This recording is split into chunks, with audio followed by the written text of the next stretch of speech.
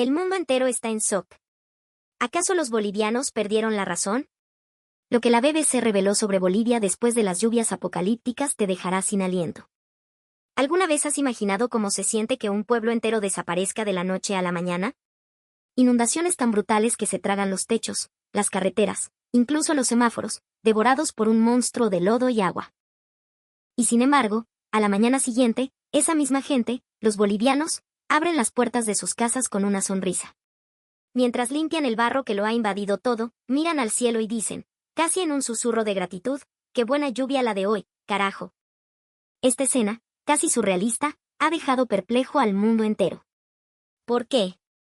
¿Cómo es posible que puedan vivir con tanta serenidad en medio de un entorno natural tan implacable y destructivo? Bienvenidos a Bolivia. Un país único en el mundo, una nación forjada en la convivencia con la furia del agua y la tierra. La realidad es que Bolivia es uno de los países con los climas más extremos y violentos del planeta, codo a codo con las zonas monzónicas del sudeste asiático y las selvas más profundas de Sudamérica.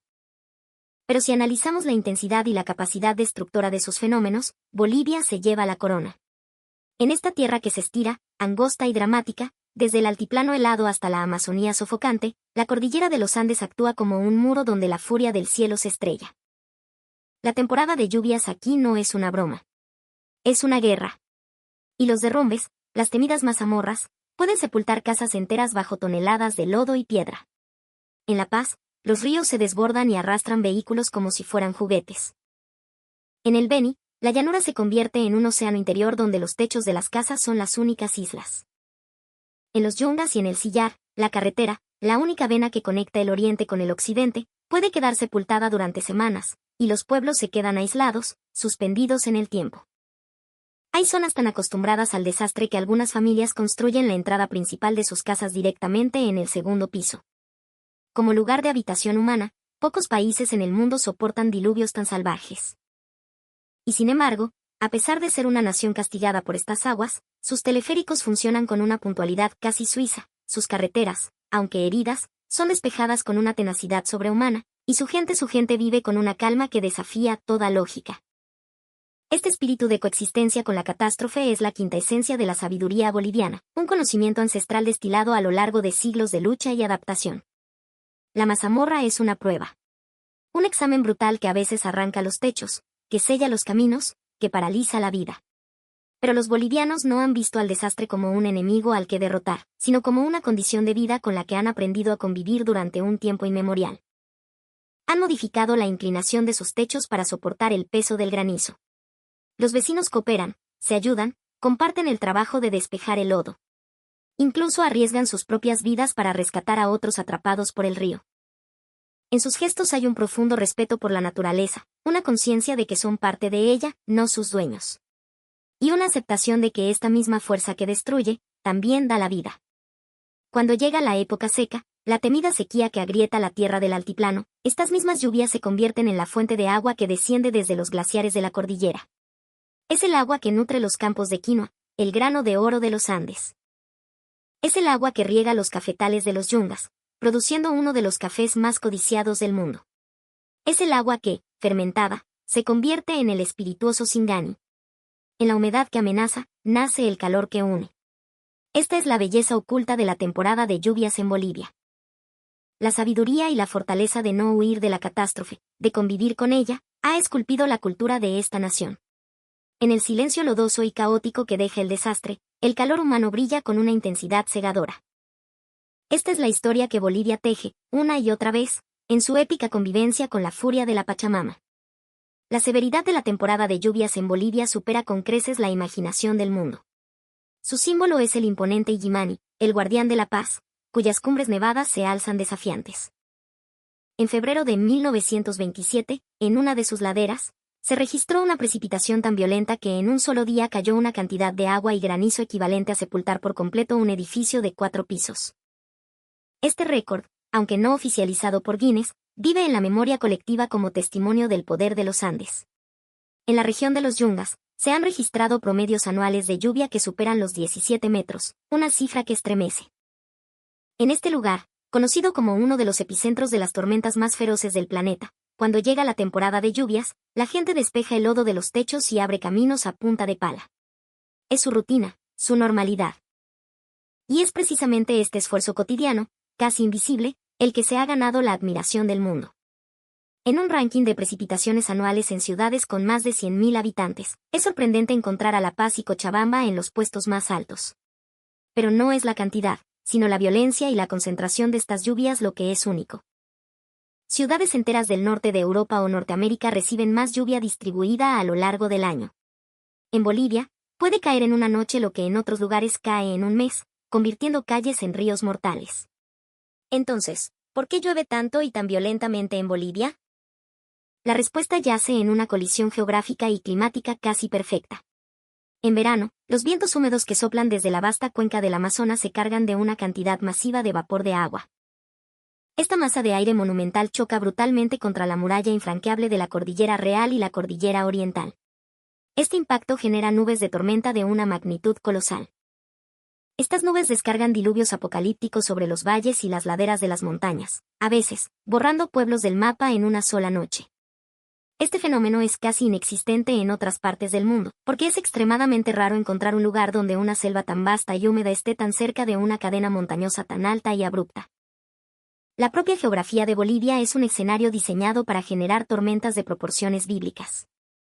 El Dr. Smith, un climatólogo extranjero, escribió en su libro, Bolivia es un milagro de la lluvia. No existe otro país donde, con tal acumulación de agua y lodo, los teleféricos sigan funcionando y la gente pueda vivir con una calma tan desconcertante. Y es verdad.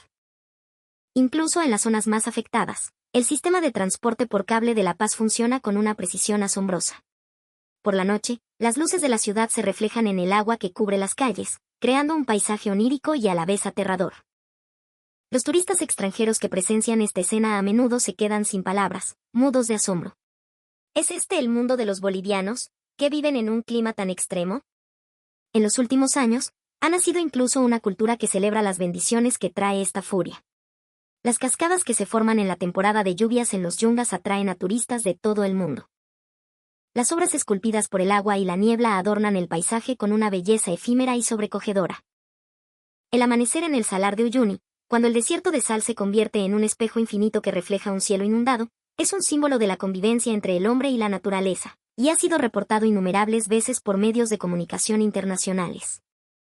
La lluvia es una prueba, sí, pero también es una bendición y un motivo de orgullo. La gente no teme al agua, convive con ella, y a veces, la transforma en una bendición. Bolivia es un país amado y castigado por la lluvia. El cineasta alemán Hans Swartz dejó esta frase en una entrevista. En este país, las tormentas hablan de silencio, y el silencio habla de la calidez de su gente. Y es cierto. Hay muchos países lluviosos en el mundo, pero un país que haya forjado su carácter y su vida en el crisol de la lluvia, aparte de Bolivia, no existe. El agua que cae durante la severa temporada de lluvia se convertirá, durante la estación seca, en una bendición tangible. El agua acumulada en las cumbres andinas desciende lentamente, convertida en una fuente cristalina que fluye hacia abajo. Es esta agua la que sustenta la rica cultura boliviana. Los campos de quinoa del altiplano, los valles fértiles de Cochabamba y Tarija, los arrozales de Santa Cruz, todos, sin excepción, se benefician de la abundante lluvia que cae en las montañas. Tras la temporada de lluvias, el agua, rica en minerales naturales, riega los campos. Esta agua nutre la quinoa de alta calidad, que a su vez se transforma en el sustento de la nación. Esta agua da vida al café de los yungas y a la uva de la que nace el Singani. El agua es la madre indispensable de la producción agrícola y la vinicultura de Bolivia. Los cafetales y las bodegas utilizan el agua de la temporada de lluvias para mantener temperaturas de fermentación estables. La abundancia de lluvia en invierno no es un enemigo, sino una fuente de agua natural que previene la sequía y pule silenciosamente el sabor del café y del vino. Es precisamente por esta abundancia de lluvia que se han desarrollado estas técnicas. Esta es la cultura gastronómica de Bolivia. La lluvia también ha traído la sabiduría de la conservación. En el altiplano de La Paz y Oruro, hasta el día de hoy, se utilizan técnicas ancestrales para deshidratar los alimentos. El chuño y la tunta, papas liofilizadas por el sol del día y el hielo de la noche, pueden conservarse durante décadas. El charque, carne de llama o res secada con sal, es el resultado de la necesidad de preservar la proteína durante las largas temporadas de aislamiento.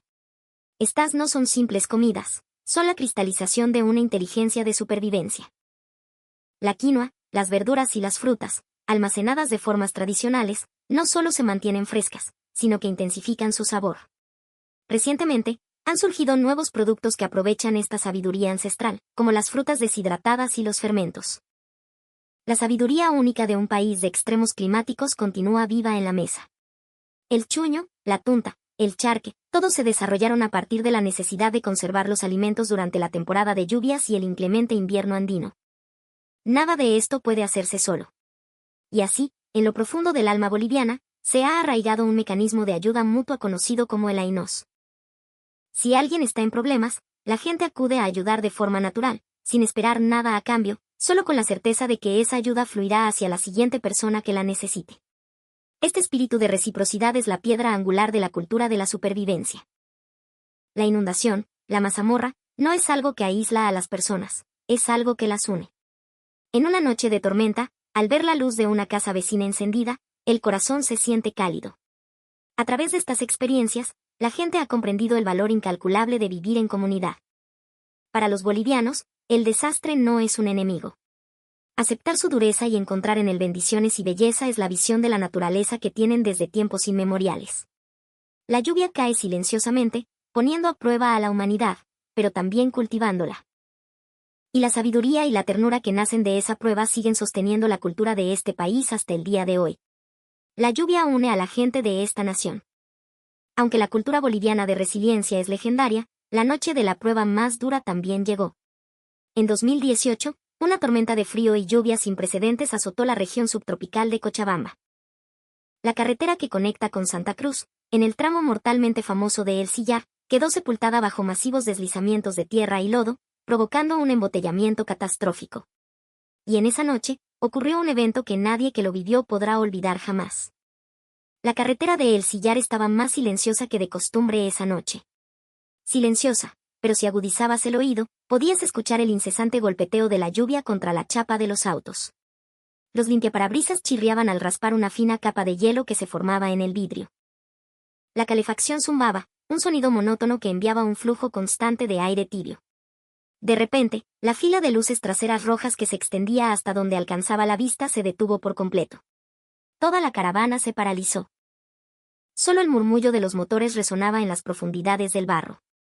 La noción del tiempo comenzó a disolverse.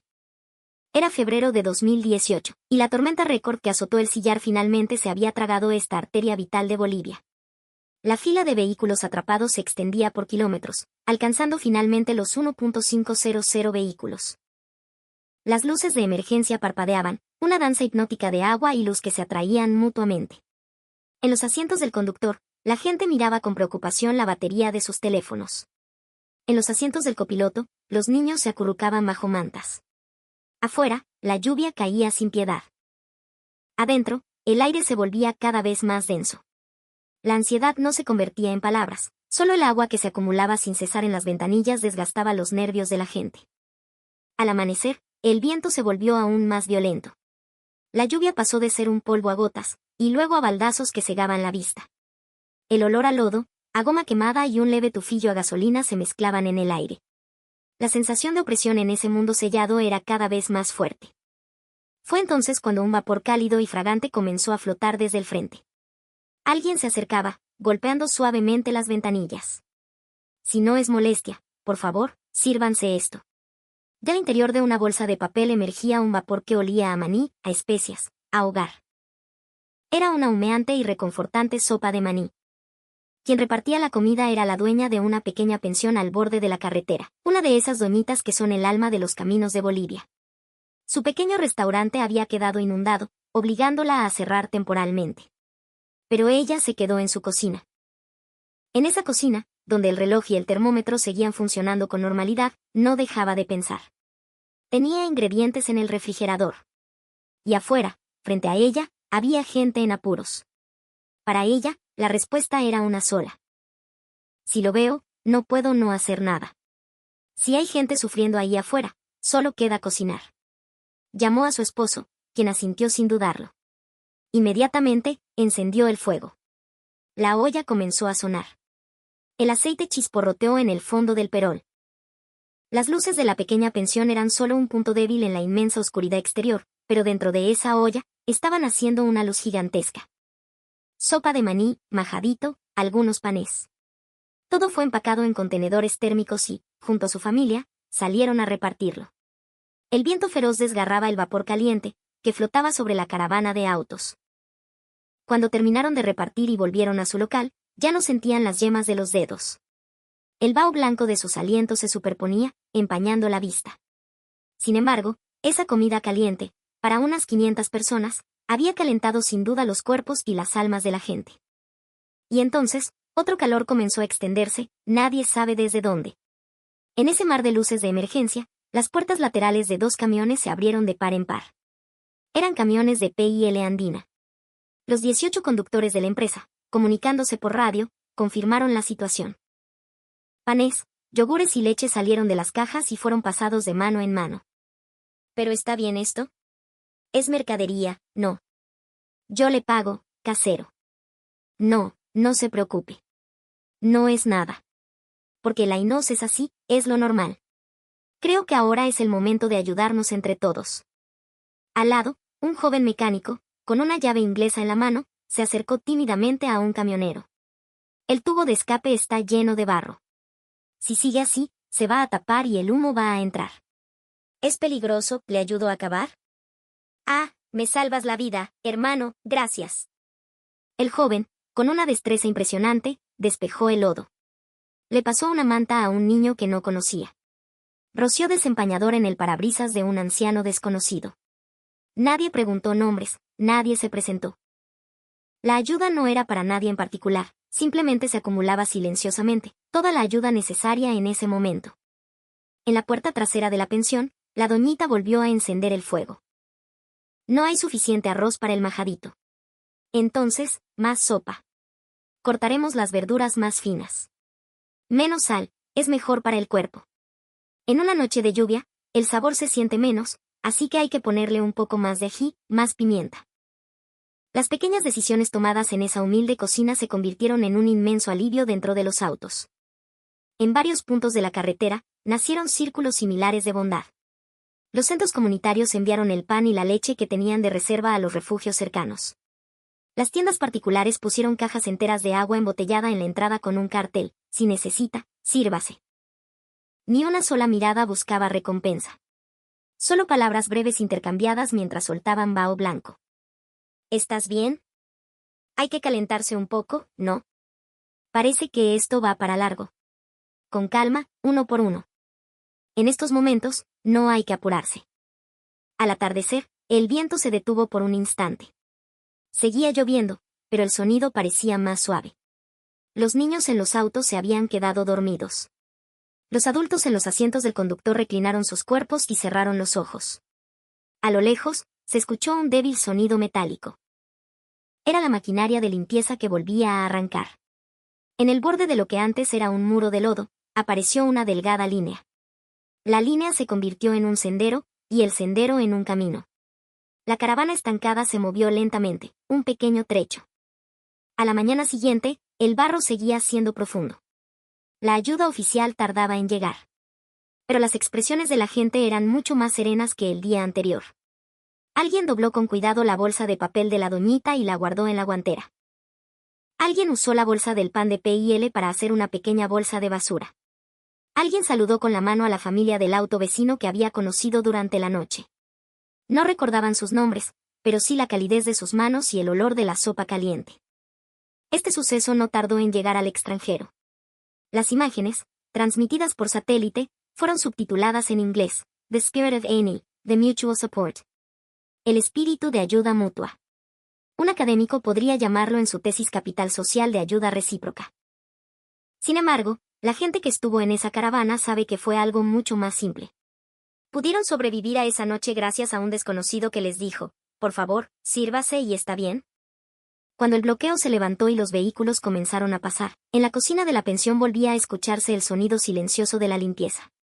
La dueña apagó el interruptor del fuego y limpió la última olla. Afuera, todo seguía siendo un desastre de lodo. Soltó un suspiro y dijo brevemente: si vuelve a pasar lo mismo, volveremos a hacer lo mismo.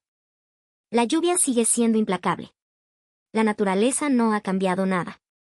Lo único que cambió fue el comportamiento que eligieron las personas. No resistir al desastre, sino, en medio del desastre, aliviar un poco el frío de alguien. La acumulación de estas pequeñas elecciones trazó un camino cálido sobre la tierra lodosa.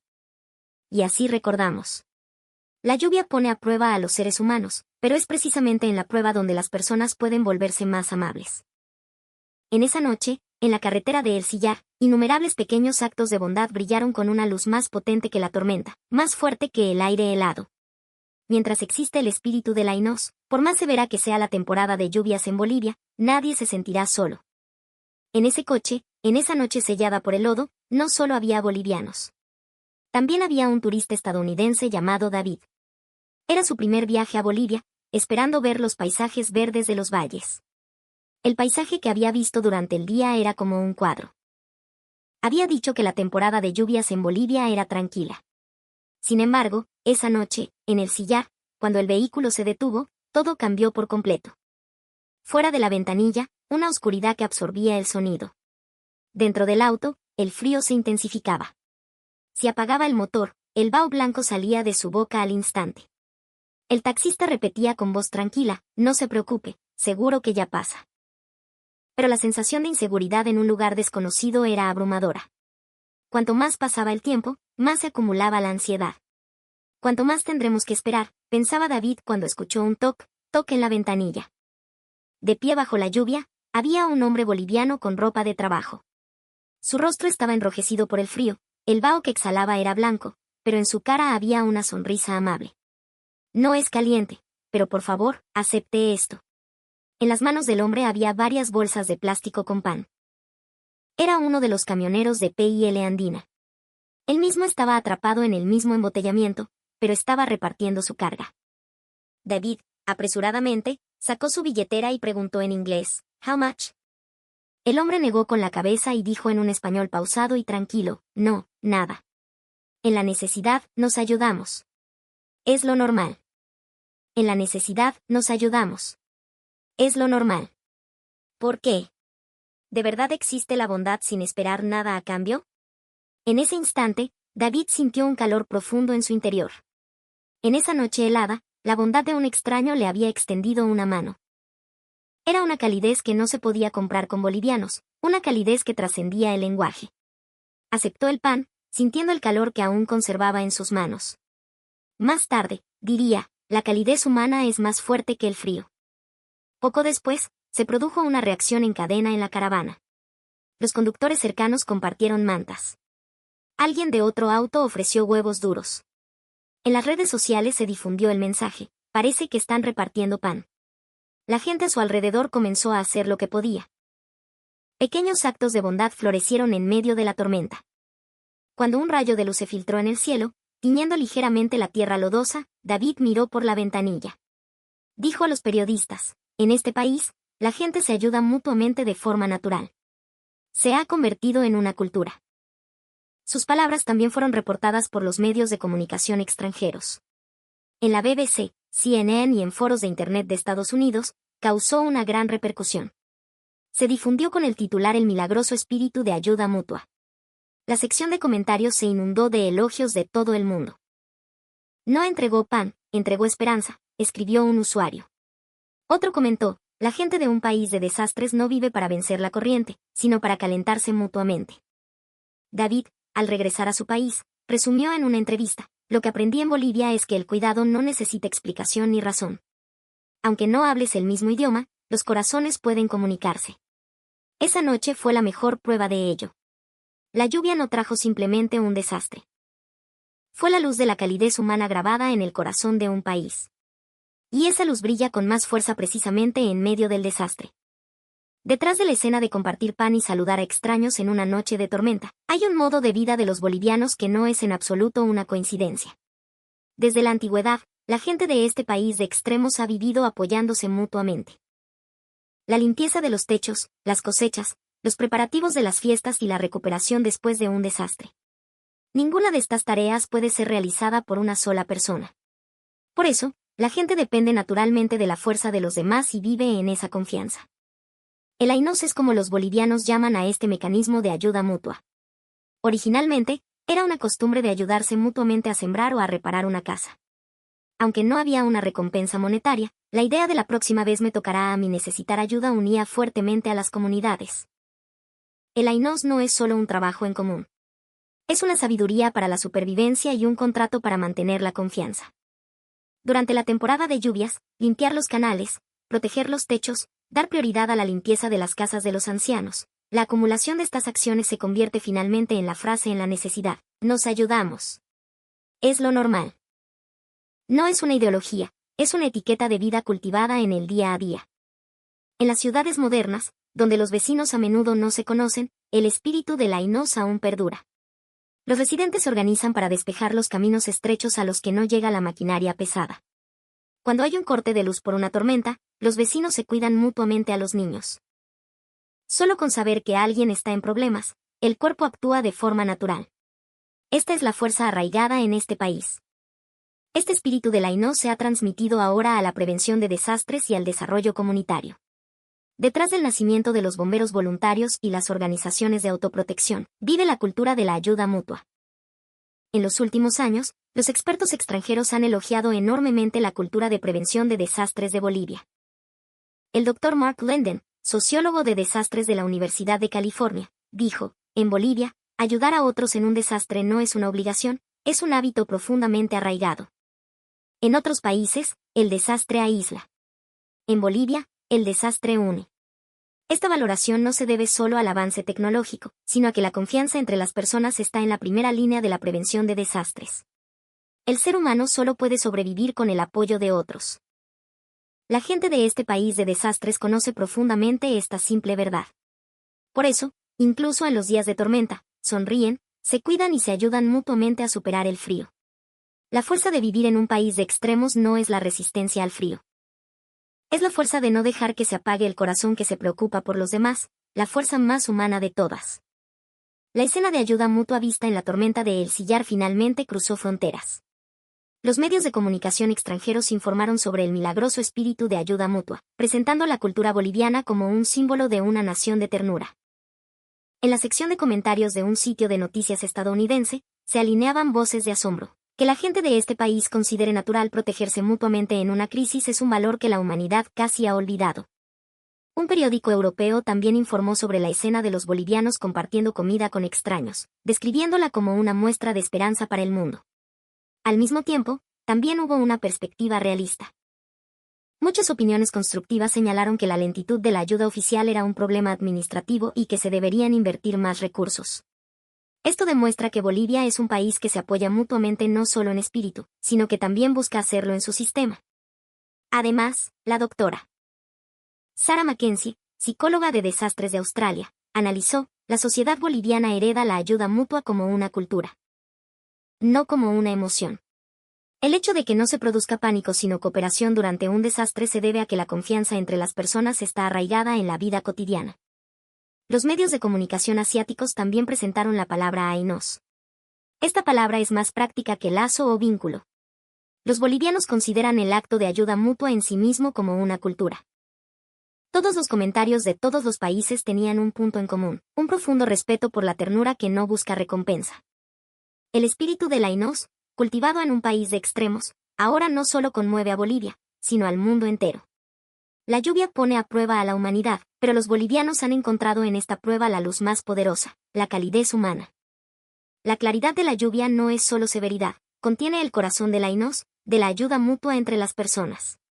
Creo que la lluvia no es simplemente un fenómeno natural, es la fuerza misma que conecta a las personas. Si algún momento de la historia de hoy ha calentado tu corazón, por favor, comparte también ese sentimiento con alguien a tu lado.